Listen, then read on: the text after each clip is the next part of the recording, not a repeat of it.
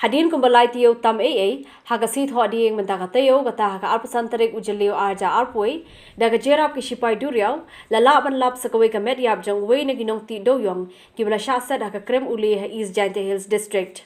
Haduh mynta lalaban say laingut, nagi ngut ki nongtih dwewiong Kiba sahkut hapoh ketika Krem Dewiong ha Umpleng East Jaintia Hills District. Menteri Kata Disaster Management ubala kemen remboi ula pentib bagi bahaya yang kilala aban itu yo uwei na kini laingut ki berayo bansai berudai na Karimganj District Assam.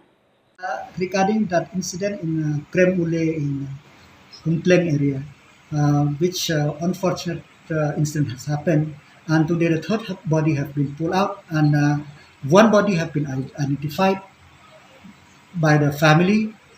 He belonged to the district of Karimganj area of Assam, and then all the three procedure, everything have been done to send the body back to his village. Ulai itu rubah sorkar kampar yo pediang ke kaipot jeng toket halor kani ke benta.